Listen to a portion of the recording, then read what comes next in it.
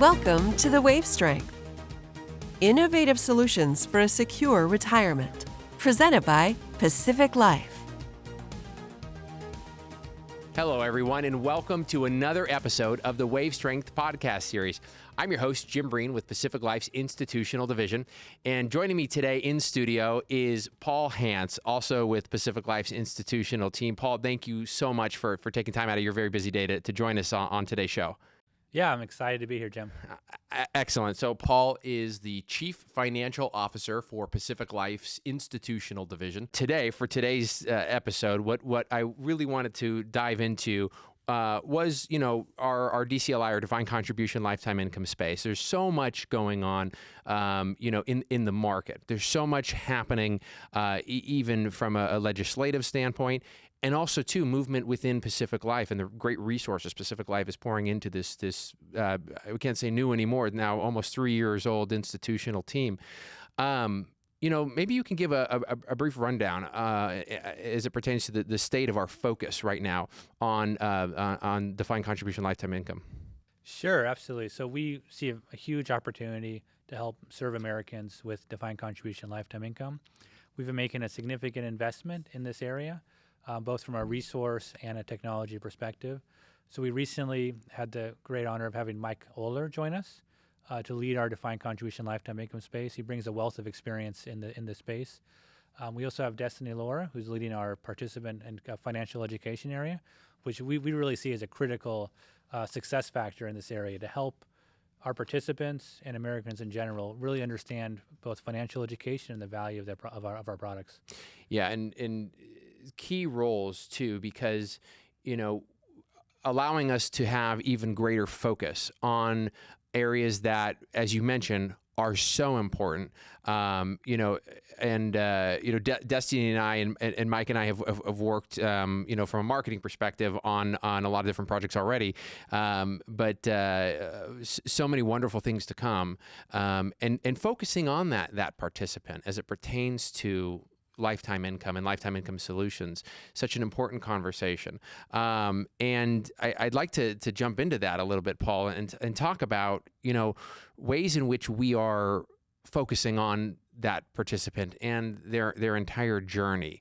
And you shared a little bit about these two new important roles that have been added to our team. But let's talk about the participant. Let's talk about that journey and maybe share your thoughts. Yeah, absolutely. And so we've been doing a lot of thinking around how do we best communicate to participants on our products, our solutions, in a way that is simple and transparent and easy for them to understand and appreciate. If we go back 30 or 40 years, a pension plan was very easy to understand. You work for a certain number of years and you get this pension based upon your salary. So now what we're working on is how do we communicate in language that our participants understand, so that they can, fully utilize our solutions to provide that same financial security as a pension used to. And it's important because, you mentioned, as an industry, also too, even looking back those 30 years, we have a tendency to perhaps front load a lot of the information. Here is the product or the solution, and this is what it does. But also here is every other individual little piece of whether it's minutia of how the product works, or the legal or the compliance sections of that solution, and all of a sudden the participant is inundated with just so much. They lose sight of maybe the important elements of that product or solution, and they get lost.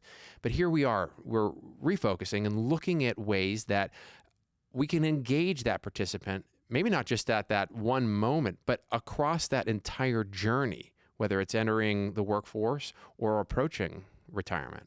Yeah, and I think that it's really important for us to communicate to the vast majority of people that do not work in finance. Yeah. I think we oftentimes forget that, but less than 6% of the population actually works in finance. So it's really important that we focus on what are our participants hearing and understanding, not what we're saying. Because if we communicate in our own jargon and the participant doesn't actually hear and understand what we're providing and how it works, then we've lost the participant and we've lost the that opportunity to really add financial security for our participants. It's funny you bring that up because we just did a webinar. It was a Pacific Life and Franklin Templeton webinar. And in that webinar, we discussed a lot of data points that were obtained in Franklin Templeton's Voice of the American Worker survey, a great survey. But in addition to that, we went and filmed some person on the street videos where we really just wanted to find out where people were in their own journey and their own story. And that's something that resonated with folks, in that, look, I know it's something that I need to do. I just don't know how to get there. And a few of the responses that were consistent in both our respondents, both on the West Coast and in the Midwest where we were, was that need for education, resources, and resources that maybe weren't, I'm talking to you, I'm telling you how to do this. More so, let me show you how to do it. Let me show you the way in which it can be done, to teach you so that you understand what's happening. I think it's really important that we curate that in a way that's incremental so that our participants can understand it. We can't start with Finance 420, right? We're talking about efficient frontiers, incorporating annuities into your portfolio, increases your return for the same risk. That works well for you and I, but we have to start with where the participants are with Finance 101, go to 201, and work our way up so that we build that right foundation so that by the time the participant gets to retirement, they're confident in their retirement and they know how to have a secure retirement. But at the same time, we're not overloading them at the end. Yes. It's important that we have that journey along the way so that they have that confidence along the way that they'll both have the right financial assets, but also the right education so that they can have that confidence in retirement. Also, too, you mentioned not trying to burden them or inundate them as they approach retirement.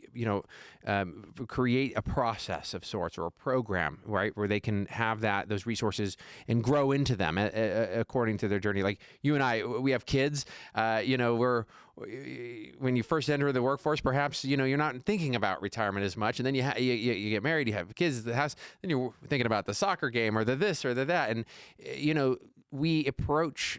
And we enter into that journey at different times, at different stages, and all of us are at different points of that journey. And to be able to have those resources that meet us where we are so important.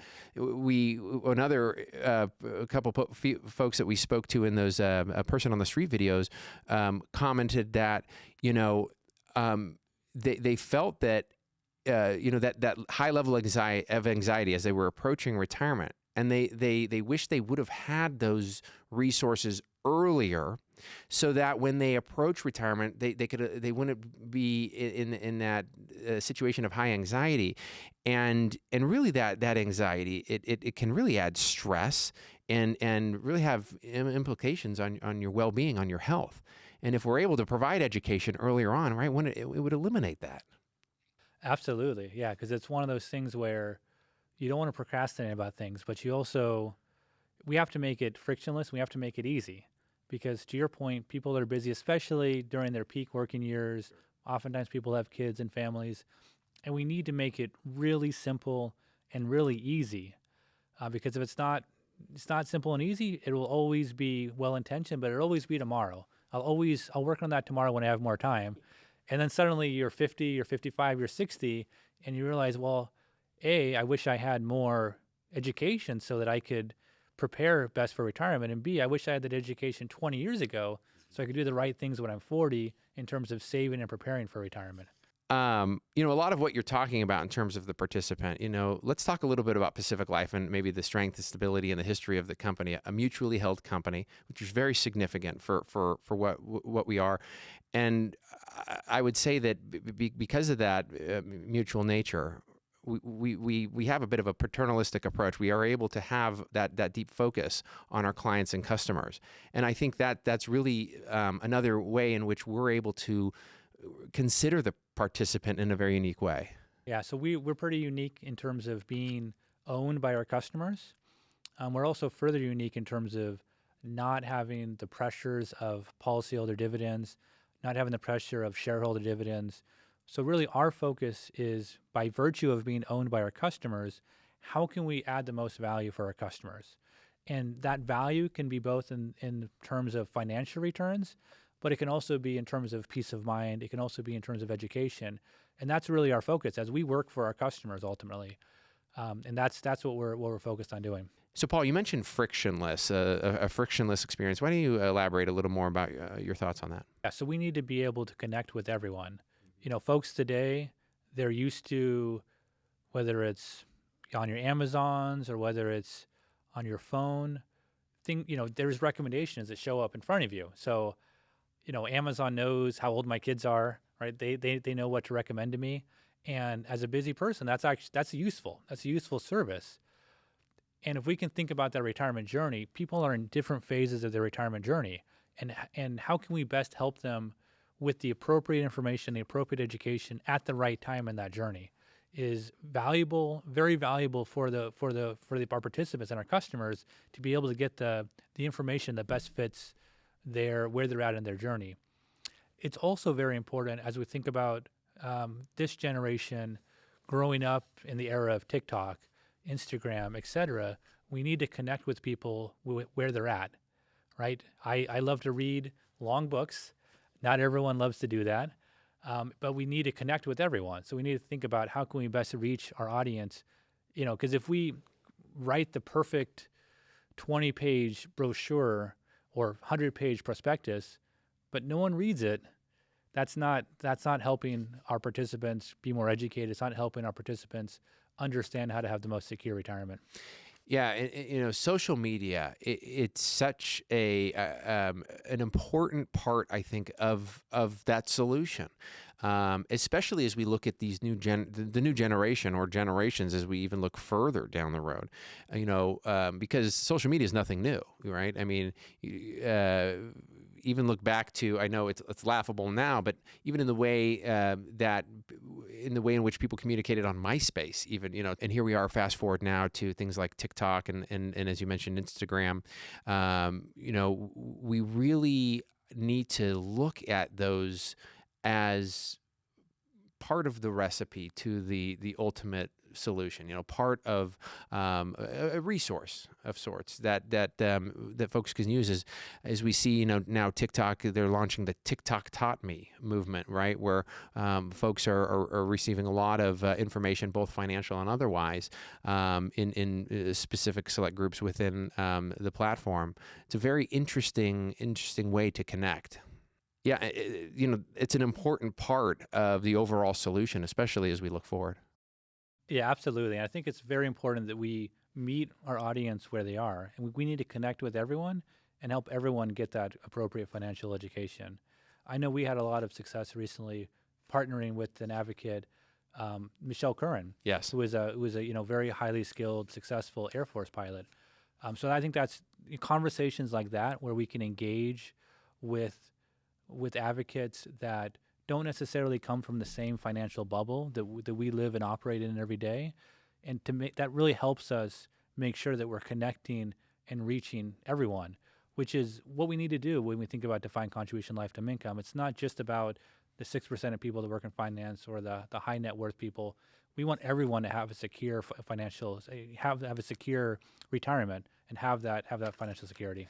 Exactly. And with the Michelle Curran example, somebody on their own journey, obviously, but the ability for her story to resonate with our audiences was incredible, right? And as you say, I think because we took that leap and that opportunity to communicate a message of look at this person who has set goals, and they've achieved a lot in their life.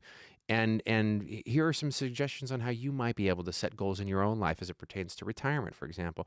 And so, the engagement we saw from that event was incredible. But to your point, I really believe that a lot of that had to do with the fact that she's an everyday person. She's a regular person with an amazing story, right? But she was able to connect. And it's like we've talked about, it's about that story. It's about meeting people where they are in their journey. And I really believe that that's, like you say, Paul, such an important part of these lifetime income solutions. Well, Paul, I want to thank you so much for joining us here live in the studio today. It's been a great opportunity to, again, have you on the show and talk to you. It's been great, Jim. Thanks for taking the time. Appreciate it. Absolutely. And obviously, can't wait till you're back next time. And to our audience, I want to thank you so much for taking time out of your day to join us on the Wave Strength. And I want to encourage you to head over to Spotify, Audible, YouTube, and search for the Wave Strength and like and subscribe so you can stay current to our content. Also, I'd love to encourage you to add your comments and thoughts into the comments section to join in the conversation and let us know your thoughts about this topic. Thanks again, and have a great day.